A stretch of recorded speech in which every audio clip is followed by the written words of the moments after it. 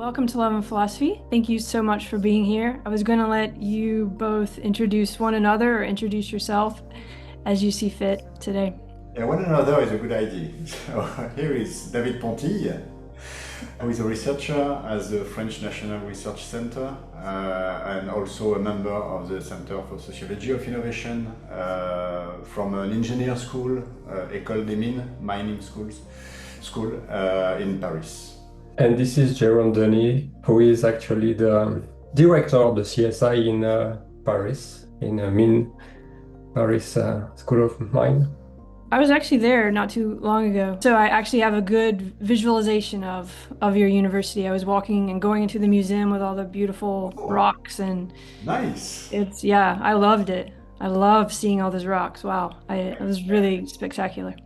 Just so you know, so I'm actually envisioning you. Okay, Yeah. you have an idea of the kind of book. Exactly. So we're going to talk about this book, which I want to show the cover because I just love the cover. I mean, I'm sure there's different covers, but The Care of Things, Ethics and Politics of Maintenance. So how did you come to this subject? How did you come to one another? And how did you come to this subject? You can start anywhere with that, but I'm very interested in it. So one another, it's a very long story. It began in the end of the 1990s. Actually, we were doing our PhD, not together, but we were on the same team. So we were quite young. It's more than 25 years ago. And maybe David can explain. He was working on scientific signature, co-authorships, and stuff like that.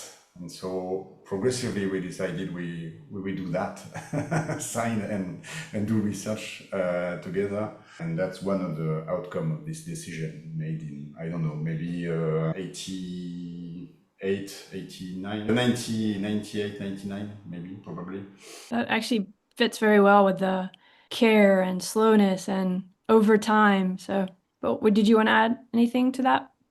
Yeah, we cannot dive into all the decision we did all along this journey, but at some point, very early, because of the topic of our respective PhD, so I was working on scientific authorship and Jerome on other thing related to writing in organization and work settings. And at some point, the writing came up as really a topic to investigate, and we did different research separately, but always talked about what we did separately. And at some point we came with a collaborative investigation in the early, it was in 2005 or 6. And then we really go into this urban science in Paris inquiry, and we were really into the design and the production of those signs and how they organize, shape all the subway settings, all the corridor, all and everything. So as writing as a powerful means to organize and discipline people into this area. And at some point in this investigation, maintenance really appraised. It was not part of the topic. It was not a decision to investigate, study maintenance, but it really come up from the field almost at the end of our inquiry, because we were in this meeting with one of our, let's say, the main format, the main informant. We were discussing all we did and if something is missing, and we were almost saying goodbye. And she, this kind of flash, and say, "Oh, did you went to the maintenance department and follow the maintenance guy?" And we were, "No." So it was a new start for the investigation. And at the same time, Graham Thrift published a paper in 2007. The title is Out of Order. And so we realized how far these 2 years investigation, one to design and the other one to maintenance about these subway signs, was not only a monograph, but it really relates to broader concern in academia, and not only in academia, but to different people, organization, practitioners. And so the decision come here after the maintenance present herself have something interesting. We decide to dive into it. And so we organize different panels and conferences to meet with different people we didn't know before that, and discover different topics and objects, and the way these scholars deal with the way they are maintained. So at some point we became part of what we call, to brand it, maintenance and repair studies. I think it's becoming actually a real world. It looks like. I mean, the more I look, the more I found, which is always a good sign. But I like that you came across this in a way that was a surprise. As I was reading the book, which of course is about maintenance of things, and we'll get into that, I did find myself thinking a lot about writing and about research and about the other topics that I imagine had led you into it. There's definitely a lot of resonance there, which maybe we can come back to, or you can say something about any time. But just you were looking at the signage or the writing of the metro signs in Paris, which are very special. Yeah. And then that was a big project, and it was sort of at the end that someone said, "Have you talked to the guys that are doing the maintenance?" And you were like, "Ah, no." And you went to do that. And then in the book, you say it changed everything in a way. Like everything, I'm not sure exactly how you say it, but somehow everything that you had thought was different after you talked to the maintenance people. This is very important because this is maybe a specificity of this book. We are not philosophers, we are sociologists or STS scholars. But there is this idea that we needed maintainers to do philosophy in a way, or to understand their own philosophical problems, let's say it like that. So maybe to put it in a nutshell, at the end, at the first end, at the phase end of our investigation, we consider that the power of science, their ability to organize the world of wayfinding systems, and especially the Paris one, was, I don't know, the source of this power was immutability and omnipresence, or the fact that the boards were standardized, the signs were standardized, heavily standardized, and they were made in a specific material, very sturdy material. That was how a lot of people told us. So we were like very first Bruno Latourian, we were Latourian in a way, saying that, okay, it's immobile, immutable, and this is how they are so important. The first rounds we did with the maintainers, so we separate each other, and one went with two guys and the other with two other guys for the whole day, for the first our first investigation in the maintenance department. And everything we imagined and we knew about science seems to be, not exactly like it is in the real, in reality, or in the corridors, or in the station, on the platforms, and stuff like that. All the places, because there seems to be these signs seem to be fragile. They change. They were not all up to date. They weren't here. There were things that were absolutely not in our picture in the first part of our investigation.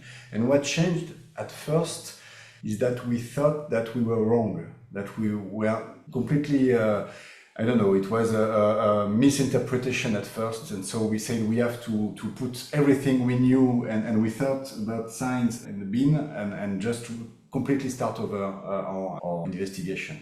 But thinking about it and reading about maintenance and really, especially reading about care, we will go about that further, I imagine, but reading the work of Anne Marimol and the idea of versions, and progressively we understood that it was not that one version was the right one and the first one was the wrong one. It was that the idea of immutable immobiles were performed by the fragile signs that were taken care of by the maintainers. So the idea that maintenance generates the solid, completely standardized version of the signs. So we reconcile the two sides of our investigation eventually, but it changed everything, because especially we were completely in depth with the first Bruno Latour and Madeleine Acriche sociology with objects and artifacts. And the idea that matter is important, matter matters in social relationships. And generally, when you say that in social sciences, you think as matter as something that resists. And you know, people doing this to say that matter is important in social sciences and in social relationships. And so we progressively understood that the point is obviously matter matters, but also in terms of fragility and of people taking care of matter and of objects and of artifacts, which is not exactly very present in the first actor network theory studies, even if in the first Madeleine Krisch papers, repairers, maintainers are present. They are not completely erased. In Bruno Latour works, it's really, they are less visible. And actually, Suzanne Lista wrote a very important paper in which she wrote that there is no reasons to put aside maintenance. So she didn't really dive into it, but she insisted about that, discussing Bruno Latour and the sociology of door closer, a famous Bruno Latour paper. Maybe just to add two few things that changed is the way, because at that time we were not in the Center for Sociology of Innovation. The thing is that being Latourian, Acrisian, we were, let's say, into innovation and following different kind of innovation and in writing practices. And so the thing that changed is to step aside a bit from innovation and understand how maintenance is related to it or not. The other thing that changed is the way that we make room for maintenance. And making room for maintenance is to investigate some part of the world that are no more designer and users, just to be quick. To try to make it a little bit general, one thing that comes to mind for me when I was reading this and when I hear this is there's a similar pattern, I think, that I've experienced in different areas of life, and one that I think is very general that maybe everyone would understand if I express it is when I started studying neuroscience or science, I had this idea of it, which is, I think, comparable to the way you might have thought of those signs. It's a solid object. I think it fits with the Latourian concept. It's solid, or in a sense. And then the closer I got to it, what I would say becoming part of the maintenance in a way, the more I couldn't really believe in that. And it became much more complicated. And yeah, there was a kind of a rupture, which was leading to a lot of further insights, but also you have to recognize this fragility that I had been putting a lot on it not being fragile in a way. I don't know if that makes much sense to either of you or if that opens anything for you, but I just want to put it there for people who maybe have never read Bruno Latour, or how this opened out of a clear either or sort of situation into, in the book you talk a lot about fragility and multisensory and multi-dimensions. It just becomes intra-related. And that moment seems like an important one. Yes. So the first thing is there is important connections with science studies and the first laboratory studies, which mean that people really observing how science is made, is concretely made, is a very good way to grasp and to understand this fragility and this processual making of, for instance, or Michael Lynch did at the end of the 70s and the beginning of the 80s. So one of their main gesture was to acknowledge this fragility, this heterogeneity of the science practices. But then the science and technology studies went with technology, which is the T of STS. And the discussion somehow was displaced around mainly innovation, as David said, and more large settings of discussing not the fragility of innovation. It's a bit like that, but the heterogeneity of the trajectories of any innovation. To criticize the idea of you have research and development, and then market studies, and then users who adopt or not a technology. So the technology studies in science and technology studies did that mainly.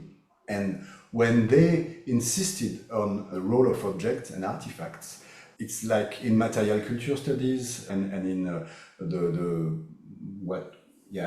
the first Latourian text about sociology with objects. and with artifacts, they almost forgot the fragility part of it, in a way, to insist that we live, and humans live among artifacts which participate in the organization of the society. And this is what Bruno Latour called the missing masses. And he used to criticize sociologists, saying that, okay, you are speaking about social relations, but only with humans, and this is completely stupid, because humans couldn't do society if they didn't have any objects, if they were naked. And this is why we are not exactly like monkeys. So that's the first aspect of it, and this is why fragility and heterogeneity and processes are important in science and technology studies, but intriguingly, not as much when it comes to discuss the importance of artifacts or objects. So that's the first point. So what you say about the fragility and the material heterogeneity is really important, because this is the first thing that struck us when we followed the maintainers in Paris subway metro, in Paris metro or subway, is that they were dealing with the science in a very special way, that is as something that is some things that were constantly transforming, that were constantly changing. And actually, of course, signboards for them were very important, but it was not only signboards. It was rust, it was the wall and the materials with which the wall is made, and the materials of the signs itself, and how everything interacts. And so it's not only fragility. I think fragility was the first thing that really struck us. Say, oh, they are not as solid as we thought. But then we discovered that what was very important for maintenance is this material transformation. And this is very important to us, because they taught us in a way, and they taught us they helped us to understand what Deleuze, for instance, or Deleuze and Guattari said about the craftsmen, and the idea that these are the kind of people who are able to plug themselves into the flux of matter, which is something, or materials, so the flux of materials. When you read this is quite abstract. You can understand, but it's quite abstract. And when you follow maintainers, it's very concrete. It's exactly what they are doing, and it's exactly their problems. They want to understand how matter react, how materials interact between each other.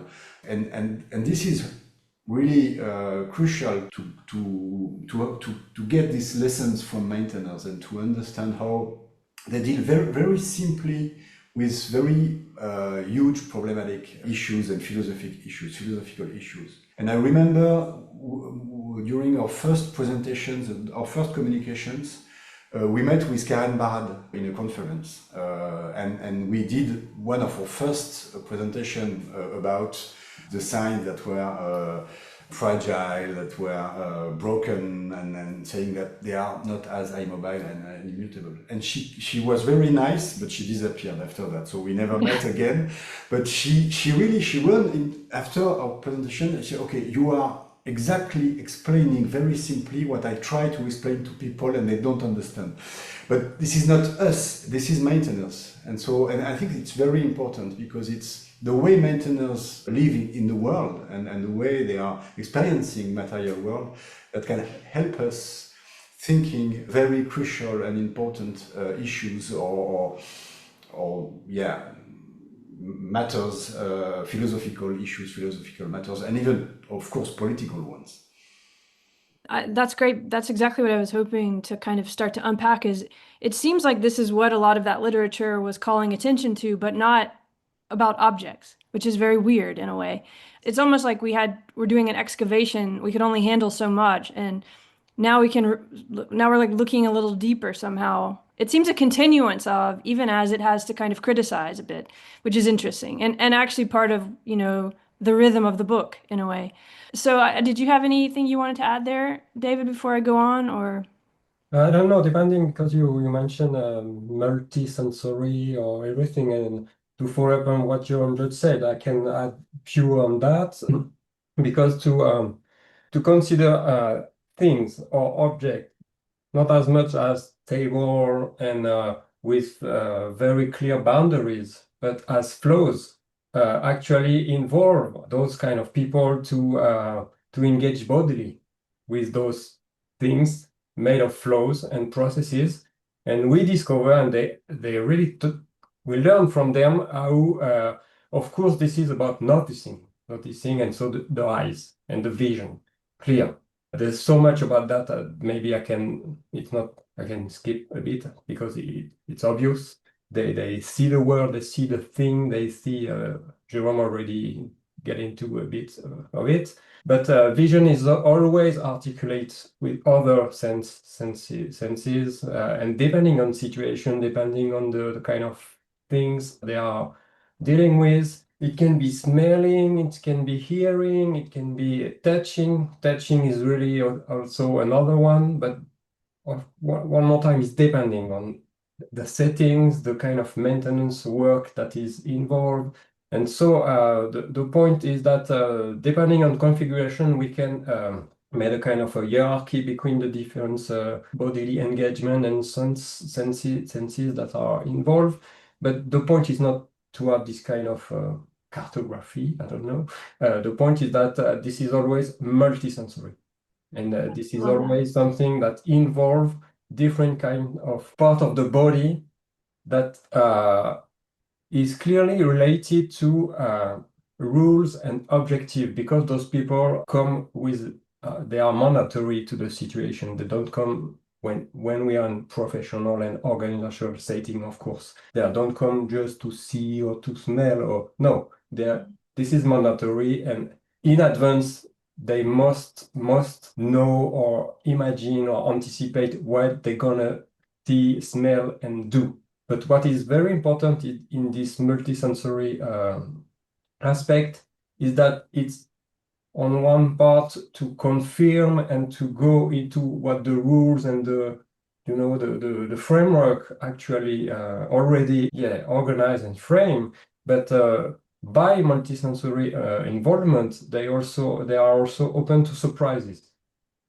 What overwhelm what the rules already anticipate, what come up, and this is part of very of their expertise on this part. Yeah, it's a bit cartoonish of me to say this, but in reading the book, you can kind of imagine that you go back into the body when you start to talk to the maintenance people again. I'm exaggerating, but it's almost like it's all in the head, and it's this kind of thought experiment in a way, and then it becomes really bodily and the senses, and it's interesting the movement that comes there in the book, and you can correct me or whatever if this doesn't make sense to you, but to me it's hard to talk about, which is why I want to try to talk about it. But it becomes more mundane in the sense everyday kind of way, in the same way I was talking about science. It's this thing that seems wonderful and perfect. It's this object that's there, and then it becomes a process that's sensory and embodied, and it becomes so rich, and at the same time nothing happens in a way, because it becomes so consistent and all the time. What does that bring up? I know that's a lot, but and it's messy. I'm just trying to see how we can get into this, because it's not a very clean cut. It's fractal. No, but it's very important, and it's and I think it's really it's crucial of the question of the maintenance, and maybe, but we can address this question maybe later. But it's maybe the differences between focusing on repair and focusing on maintenance, because there is this idea that there is a very concrete bodily commitment, and the senses are really important. The first aspect is that it's also the case in settings where maintenance operation interventions are equipped with tools, because of course you have a lot of maintenance interventions that are equipped with things to look throughout something, for instance, or with sensors and stuff like that. So, but you cannot do without bodies, and this is super important. And actually, even the high-tech tools that are used nowadays are in tension with the importance of the body and the senses, and you have really interesting situations now where in which maintainers resist to high-tech tools or instruments to keep their expertise and their bodily expertise and their sensory expertise. So this is important. That's the first aspect. But then it's again and again, and this is what Mirlola Dermanioukeles, the artist, the conceptual artist, we discuss with all along the book, and she was on the cover of the French version of the book, one of her performance.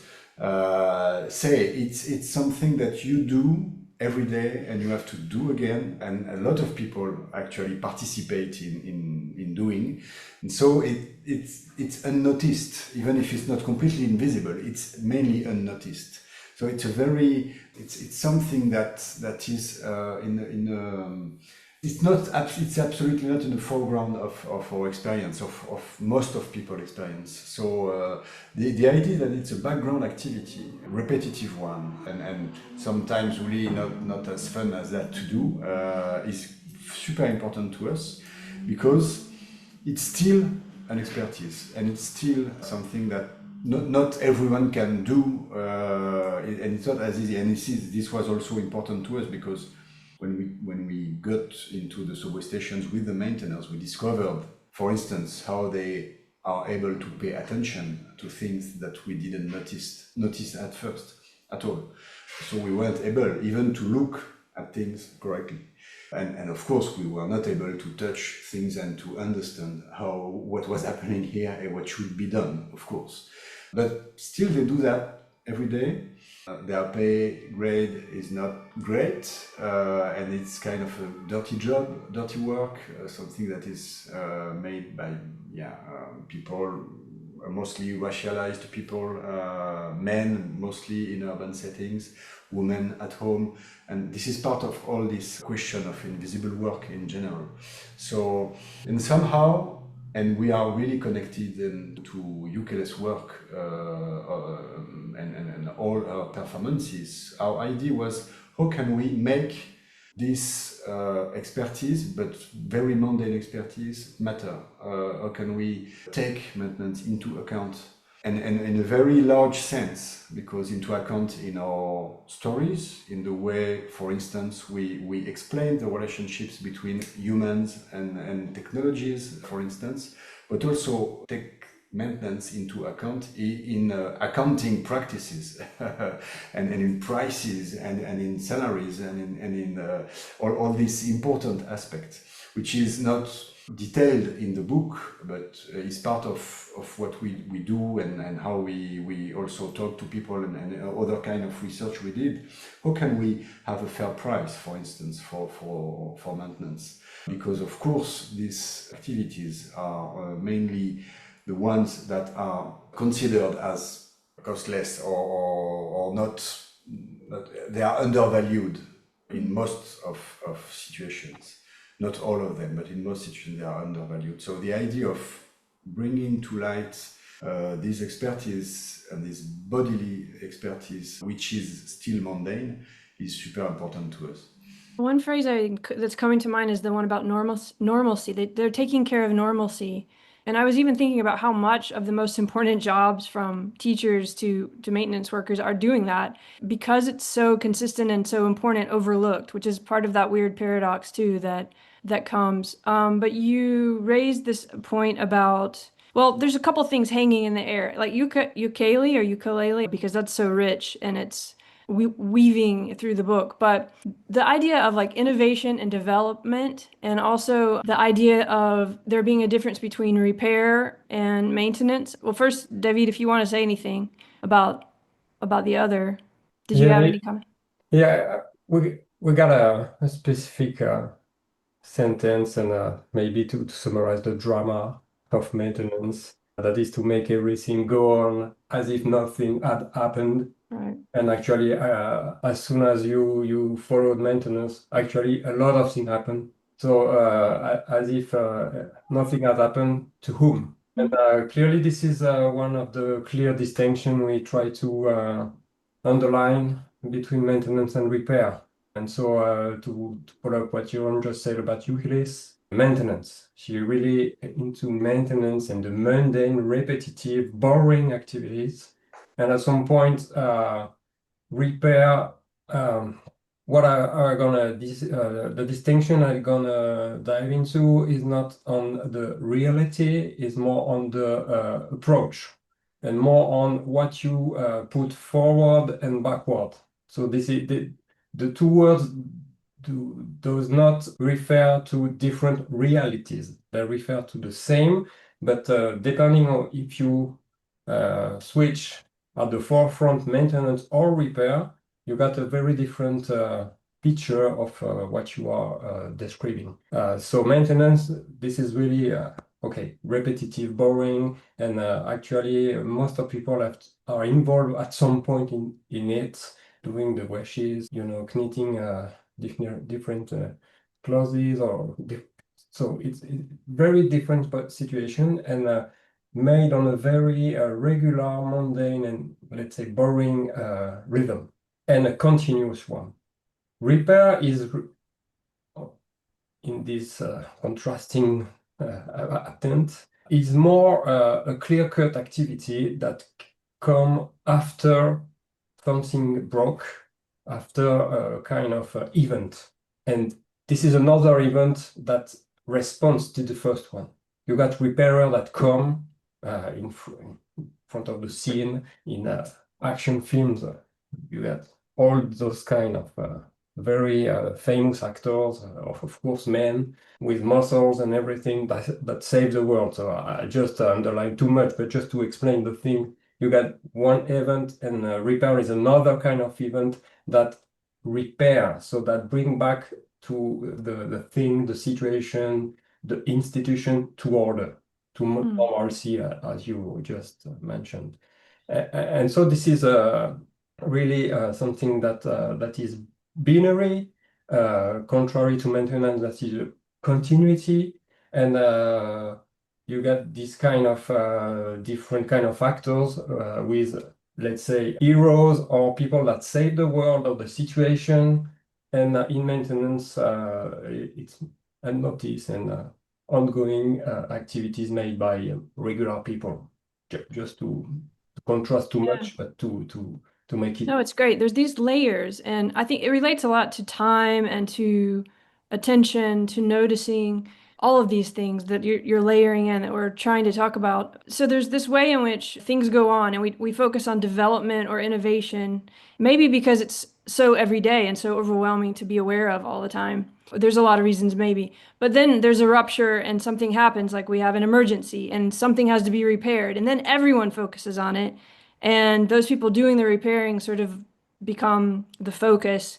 And that's often maybe confused with what we've been talking about here. And I think when it comes to the noticing and to the time and to the care, this matters a lot. And also to what Jérôme was saying about this isn't just like this is in all kinds of areas of society. In a way, we're talking about approach to the way that we are living too, and what we prioritize as, people living in different places at different times. So I just want to bring all that up, all those layers. And I think maybe we could, you can say whatever you want to say, both of you, but then maybe we can talk about an example or more than one example. The yesterday tonight, what is the news? No, we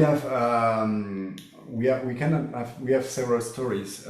Maybe we can start with one of our hero, quote unquote, is John Oliver, because we use a lot of performances from UKLS, but we also use one particular episode of Last Week Tonight, a late show from John Oliver, who we love really because he's super interesting and his team is really a great team between thorough investigation and sketches and jokes.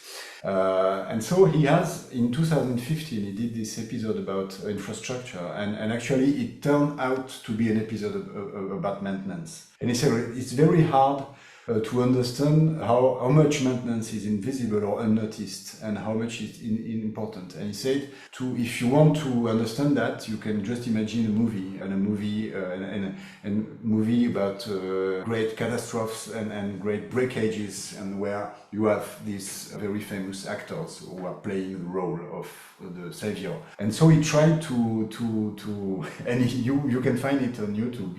He filmed a trailer for a movie who can be about maintenance, and it's very funny because very concretely what it means, for instance, to maintain a bridge. And he says, and you look at people, just adjusting, I don't know the term in English, screw, let's say a screw, for instance, or watching for leaks and saying, is it a big leak? It is not big leak.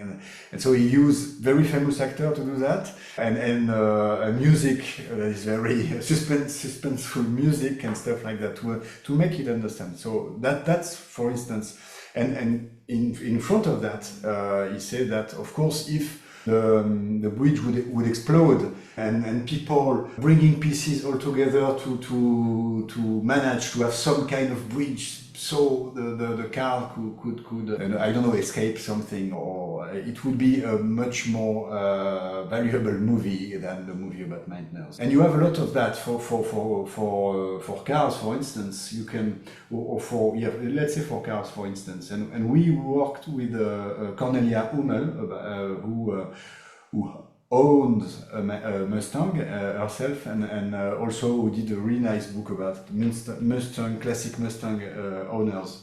And for instance, in France, right? Classic Mustang owners. Yes. In Europe or in France? In Europe, yeah, in Europe. Yeah, in Europe. She's just for the American viewers, because yes, this is important. It's a special thing, a different thing. Yes, this is a very strange thing, because in Europe, classic Mustang are really they're not really costly, because they are not cars for museum at all, but they are cherished because I think they represent something like America. Yeah, for the Mustang. So Mustang, that's important. And so a lot of people have one. They are not rich people. They have to wait a lot to have a classic Mustang. And of course, you could insist on the I don't know, yeah, accidents and breakage and use that. But what she was interested in, and what we worked on with her, was the daily maintenance of this classic Mustang. And what is really interesting is that people are afraid, they are worried about the continuity of their car and of their car's authenticity. Will it really remain a classic Mustang? If I have to change this or that because of norms and standards, or of just because some equipment is not available anymore, for instance, or you have to put different kind of things. You have to change the brakes, for instance, because it's more secure to have brakes. And what is really interesting is, first, we are talking about multisensory expertise. The owners of these cars feel with their body everything that could go wrong with their car when they are driving it. And it's really, it's even touching in a way, because you understand in the description she gave about these people, and in their interviews, that they really are plugged into with their feet, with their back, with their ears, of course, but with their hand, to the vibrations of the car, for instance, for the sounds of the car. And they know the sounds that are okay, for instance, but they are also able to pick the sounds that are quite strange, and to be very careful of the next occurrence of this sound. And if it's too much, you have to go for service the car and just to verify if everything is okay. So, for instance, these car owners are experts of their cars, a lot more, I think, than most of people with their regular cars. Of course, sometimes listen very intriguing sound, for instance, but not as they can do it. But what is important also is that they are worried about it. They really are. So this is a disquieting attention. It's something that they are obsessed with, and they can become obsessed with. And Definitely then gets to the care thing. Having been around a lot of people and a lot of different cars, I think what you're talking about there is sometimes people collect cars, and it's a very different kind of yeah. thing than this way of being in relationship with the car and this continuity, which I think relates a lot to what you were both saying about the maintenance workers earlier too, just to kind of make that connection. It's a more bodily, everyday relationship. It's just, yeah, just to put that in.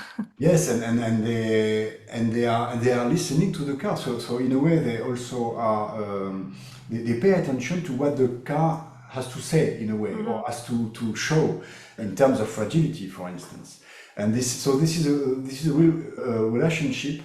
And when they need to intervene on the car, which is the other side of the things, which is almost every month with these cars, they try not to intervene too much, and they discuss with the whole community of classic Mustang owners to check if it's still a classic Mustang if they do this or that, or change this or that, which is very interesting.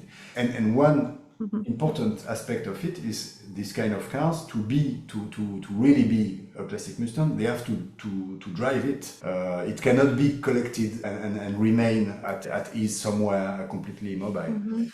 It reminds me too, I mean, in the book you also talk about Mona Lisa, and there's something similar going on there, but just at a different level that nobody ever sees in terms of keeping it the Mona Lisa, but it's always changing too. But this is a more personal, everyday, yeah, level. But did you have something, David, that was coming?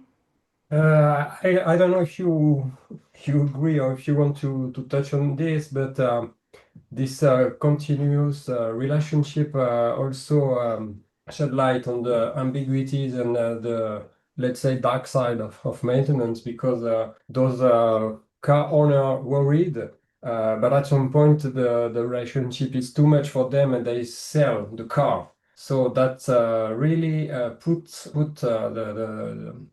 the attention on the way maintenance is not that beautiful or something very positive or whatever. And so, Mm, to be clear, we are not for maintenance.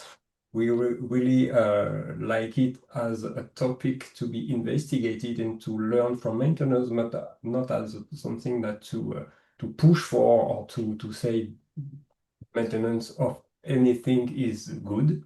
mm. And so on this very ambiguity of maintenance, the ambiguity is both for the thing and for the people that take care of it. You can destroy the thing.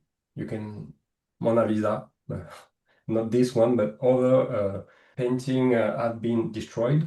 So Mm.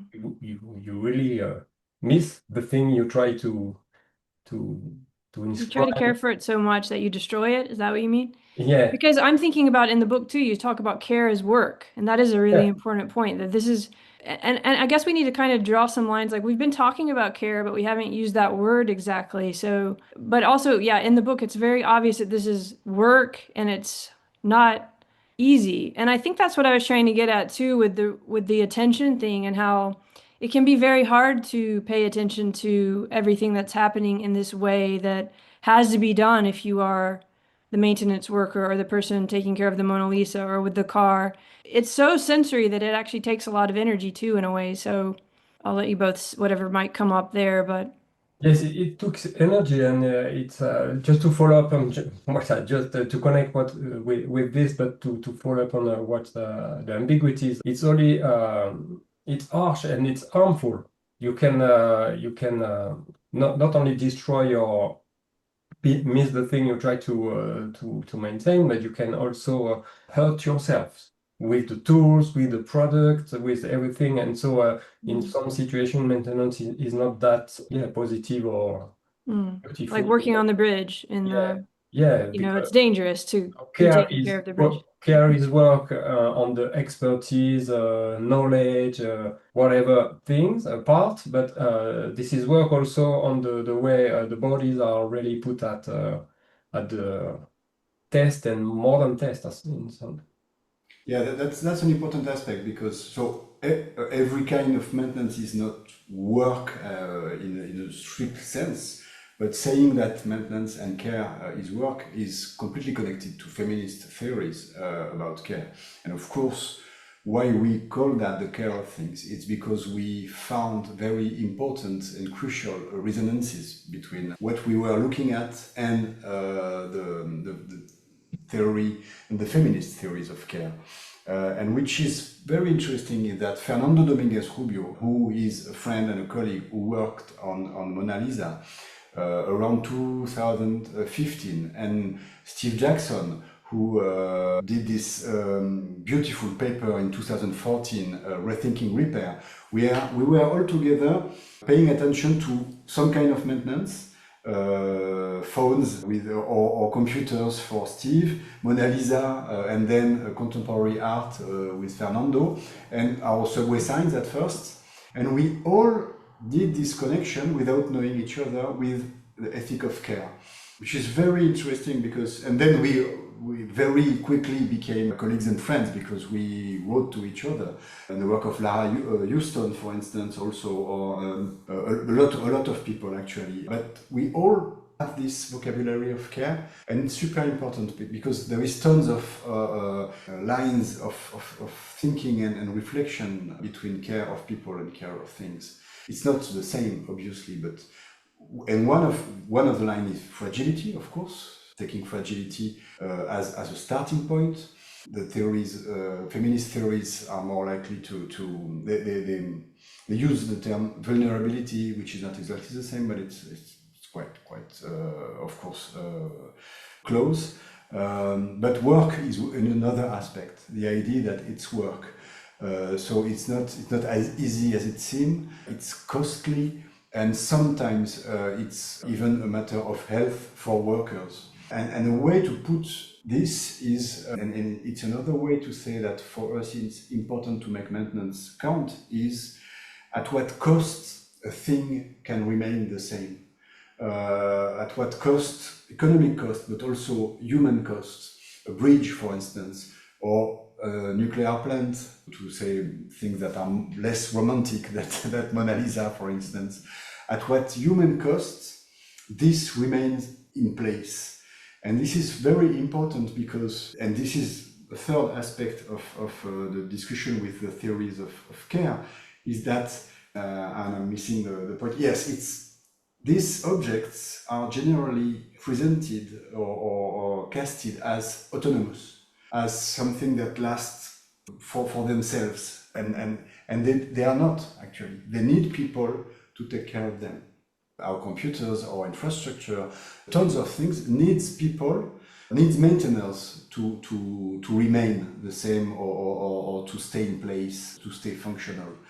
And this is very clear, for instance, in architecture. When you saw a picture and you look at architecture journals, you don't see anyone. Sometimes you see an inhabitant, sometimes you see a user, but you never see a maintainer. And if no house, no building, nothing can last without some kind of maintenance. So this idea of this need work, this is really closely connected to the theories of care saying that no people is autonomous. We all need some people to take care of us at some point, someday. And so we are all interconnected. And so this is also this struggle against the myth of autonomy, autonomous people and autonomous thing. And this is an important, really important aspect, which comes with the idea that people can get hurt doing maintenance, of course, and they can die doing maintenance, and it's very, in some situations, it's very problematic. But it's also come with this idea, okay, so these things that seem to be only material, that seems to be only technological, actually take people, maintainers, who sometimes are getting hurt or getting sick doing this maintenance. We should put them in the same picture, that the picture that describe or that sell this beautiful infrastructure, for instance. Yeah, it reminds me of the ecology of fragilities. Ecology of fragilities is something that comes up in the book. Do you each have about 10 more minutes, or do we need to wrap it up real quick? Yeah, it's okay. Okay.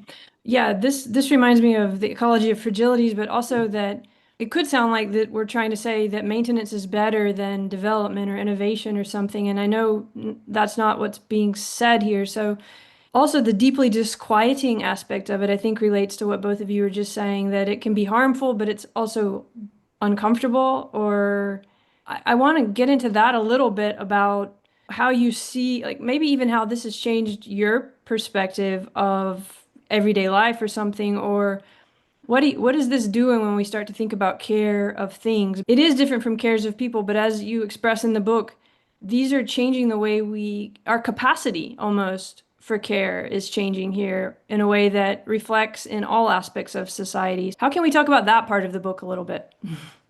I was thinking it was a question about our own experience, but actually it became in the same sentence the whole the whole globe. Yeah, you can take it with your own experience if So you want. it's not that easy to actually. You don't have to solve the global perspective, but Okay, I can try only on the my own experience. Actually, I was raised, let's say, in a middle range class, but my grandparents really care about things and to last. To everything we had was really important for them to last. You know, Mhm. when you are a small kid and you're always on your knees and never on your feet or everything like this, and they grow up, you know, think of your parents. So just to mention, and so at that, let's say that for a long time it was okay. This is a generational thing. We don't care of it that much now, and all those investigation we did with Jerome really make me think differently, of course, from their worried. And of course, they are no more there now. And in my own experience, it became very important not only to make them important and actualize in some sense what they taught me when I was young. It's really connected also to climate change and everything today. But so it's really connected and rearticulate things I learned when I was a small kid with my bike and everything, and try to have it to last. But at some point to replace every part because innovation. Because just to explain, I did for a long time I did. Freestyle BMX, and in that sport, the parts are breaking, but at some point I used to change a lot, not because they break, but because I want some new ones. And so all the thing, Mm. all the thing we did with Jerome more than 15 years on maintenance really made me think, switch it, and really think differently and at home and with my boys. I try Yeah. to explain them very differently because, of course, we are old daddy that is very boring, but we try to have something more political in a very feminist sense, political in the kitchen, political in the room, not political at the ground level, so to speak. Yeah. In a way, you sort of bridged the nested all those different worlds. And Jerome, I want to hear your experience, but I just want to say, I want to ask, did it deepen? I'm thinking about my grandparents, and they had a farm, and you had to take care of everything, and there was a noticing and a kind of sensual connection to everything in similar ways to what we're talking about here. And not to romanticize that, but to have it sort of taken for granted, and then to grow up in, a pretty wealthy kind of family where you could just get new stuff when it broke. And that was kind of more my childhood after that, those early years. I guess what I'm trying to get at and ask you about is, for me, it was about realizing that when you care for things and when you can notice them and engage with them, they mean more, and the experience becomes richer and deeper. It can also become more overwhelming and more disquieting in the way we've talked about, but there's something in there that feels important. Did you realize that too in this experience with Jerome, and also just even in the way you started looking at the signs differently, or this whole project that has now become a book? Has it deepened something? I mean, would you say it's added kind of or expanded your own perception or way of noticing in any way? Yeah, maybe just one sentence and Jerome gonna go. It's really connected to what Jerome just said before about interdependencies. Now, every time I'm looking, touching, whatever a thing, it's not only a thing. It's always a lot of connected people, rules, ideas, values. It's really a chain of interaction between very different things. Even if I cannot acknowledge and identify all the components of the network, let, let, to say differently, this is really a flow. This is no more stable and autonomous things. That makes a lot of sense, especially with what Jérôme said, realizing the ecology of it. But okay, Jérôme, so what about you and your personal Uh, world? yeah, my personal model is also, I think, also connected to the more general aspect of your question. Is that I realized, I knew that, but I really realized how much in 50 years and even less, a whole kind of model of consumption had been installed by a certain kind of capitalism, and which hyper consumption basically, which has replaced everything that is break, and that the carelessness, the idea of, at first we were obsessed that maintainers were experts in paying attention to things, to fragility. And then what I really understood eventually was that we were all experts of that a few years ago, a few decades ago. It was just the way things were supposed to be. Of course, because things are expensive, and maybe for affective reasons, but also for very mundane economic reasons, you would make them last. It's completely obvious, and it was completely obvious in very, very numerous situations and a lot of situations. And then how come, so I reversed the aspect, how come we could not pay attention to these fragilities? How come we didn't care? And the we is very situated, or how come I didn't care, for instance, for some things? And I discovered that I was taught not to care. And I remember a podcast we did a few years ago, a French one, and the podcaster, the woman who were interviewing us, just called her dad, and her dad said, and he said, you knew how to take care of things, but you didn't taught me. How come I don't know how to do that? And he answered to her, yes, because we don't you to bother with that.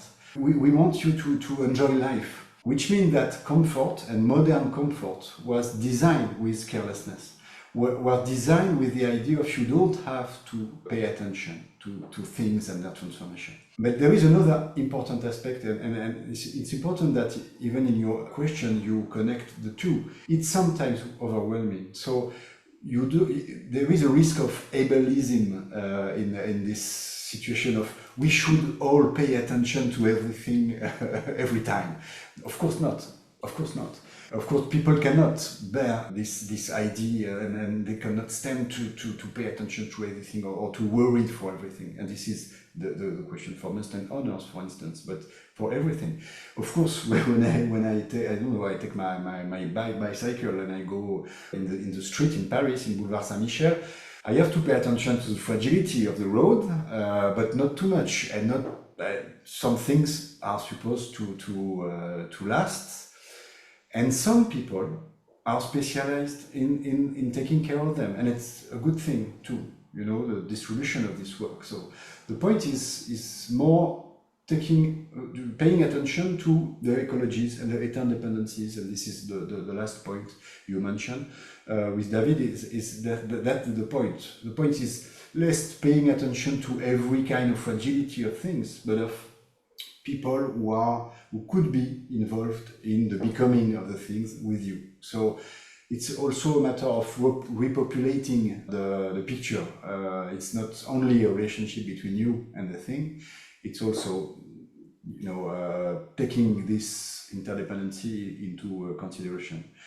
And then maybe asking, is it worth it or not, or is it? But that's maybe I think the thing that really struck me eventually was this idea of carelessness and the configuration of carelessness as comfort, which is quite troubling and disturbing, at least. Yeah, and there would be a whole other podcast there about how that relates to technology and kind of our mindset today.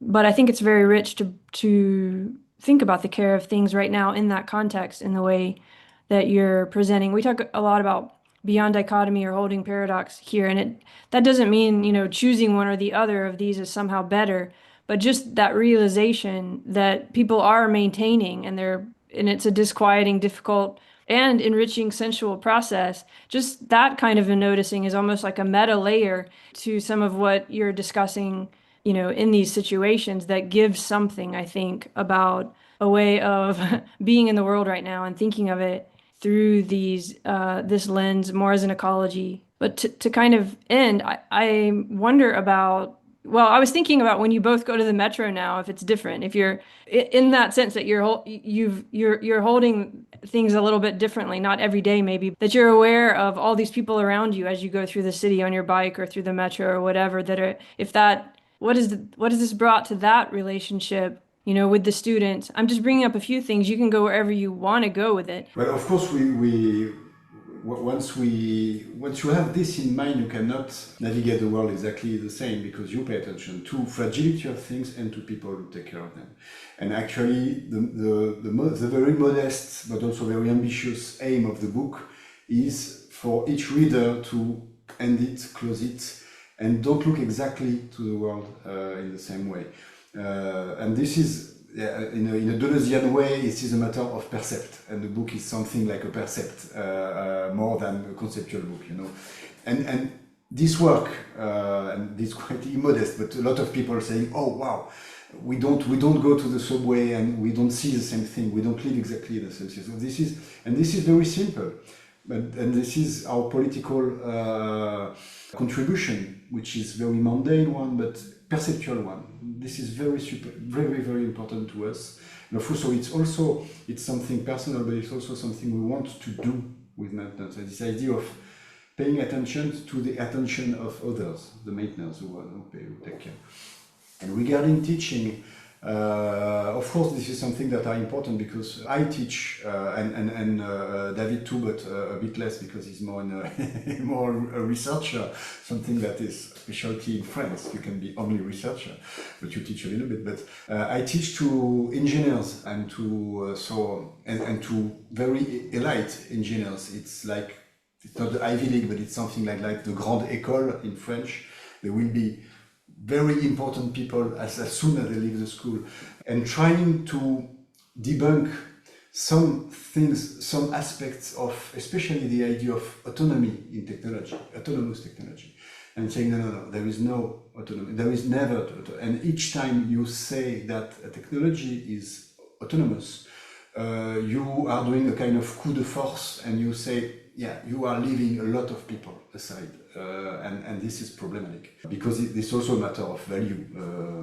If you put them aside, you say that this is the thing only who is valuable and not people. Of course, for AI today, all the work of annotators and people who are trying to make this thing work as if they were autonomous are crucial, for instance. So this is an aspect of how this kind of research can enrich the teaching. Wonderful. That could almost be a whole other book about the autonomy. Yeah. I mean, that's such an important point. I'm glad you put it in there at the end, but I also just want to highlight it a bit, because that opens up a whole other world right now in terms of technology. Okay, but what's coming up for you?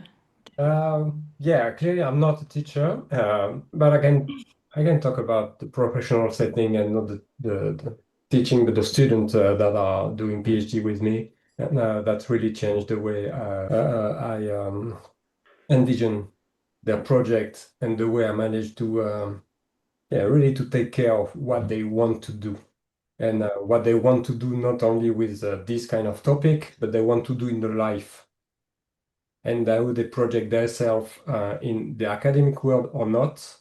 This is not a problem to me, but I really take more time to really, let's say, go deeper into it, and not just trying to infuse or explain how to do a good PhD. Yeah, of course, I'm still on this, but this is really a tiny part now. Mm. I try to really understand who they are, what they try to do with this topic, how the topic, the object, the scientific object relate to their own experience, and take really care of it and try to manage to drive all this close to having a good PhD. But this is not, yeah, it really changed the way and the time I take. I take very differently the time with those people. So this is not teaching, this is really to accompany someone with his her goal. And it takes a lot, but at some point it's no more at some point, not on every for every PhD student, but at some point it relates to two-person going in a, yeah, not to be a rock, no, on the road, but yeah, to have a few steps on the same road for a time. And for some, they are no more PhD student because they defend the PhD, but we are close friends at some point because of this new time I try to investigate. Wow, that's actually really moving because I think that in a way is what the book, kind of what you were saying, Jerome, it gives people something that's deep that it's hard for us to put into words. But I can just say, having talked to a lot of like really successful, famous people, whatever, that almost all of them end up talking about a supervisor or a teacher or a PhD or somebody who did kind of what you just expressed, that, changed their trajectory in a way. And it relates to a lot of the things we've been talking about what you don't really notice or see in the everyday and all of that. But also, I think that it gets at something like meaning and care in a in a way that makes it worth all of this that we're going through and doing.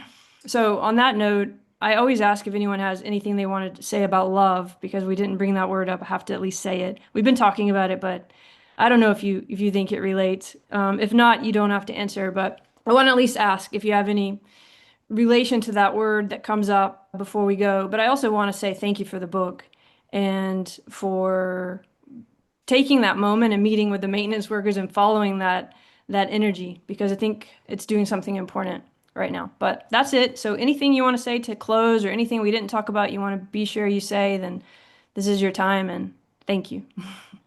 Yeah, thank you for having us. No, love is quite important actually, and Steve Jackson has a few words on this idea of if you could love our artifacts and the things we are living with, maybe a lot of things would change in the world. So it's a bit romantic, but I think it's important. And for instance, we didn't mention that other kind of very special maintenance we followed is graffiti removers in the street of Paris.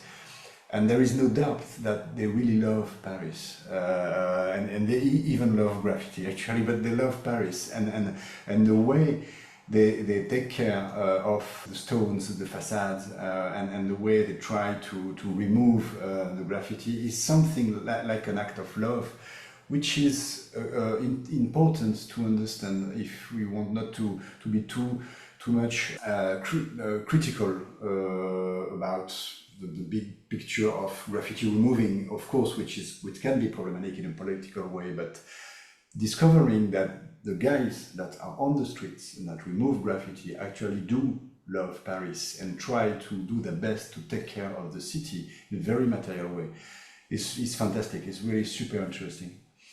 It adds something to being a part of the city too, when you Exactly. know that feeling is part of how you're experiencing it every day. It reminds me of something someone just said about love is sometimes what's holding you that you don't even feel. Like when you can't feel it, it's still holding you. And it's interesting to think of the city like that in terms of those people caring for it from that spirit. But, and Debbie? Um, maybe just to say that so graffiti remover love Paris in a very different way, but in a, so to speak, in a as much emotional sense that writers themselves love Paris. And I don't know, I'm a bit shy about emotional and love, and I'm not sure how to articulate it, and maybe I can have a very short sentence, but I really love this interview, and I really love the way you put our ideas into question and really pick very differently because of course this is not the first interview, not about the English version, but about the book, and I really love the way you articulate the topic. Thank you. That actually brings us back to that idea of writing that I brought up at the beginning too, and because it's such a big part of that city too. And I do think all these are connected, you know? The writing of the book that you did, the writing of the city, the reading, the way I read it, maybe that's its own kind of ecology that we can't fully see, but maybe the listeners can grasp it. So thank you. This book did something for me, and I'm already sharing it with lots of people, and we hardly got into it, so for everyone listening, pick it up in French or English, or is it in other languages too yet? No, not Okay, yet. all right. Well, thank you both so much. I hope you have a beautiful afternoon there, and stay warm. Thanks so much. Yes. Bye. Bye. Thank you. Bye. Bye.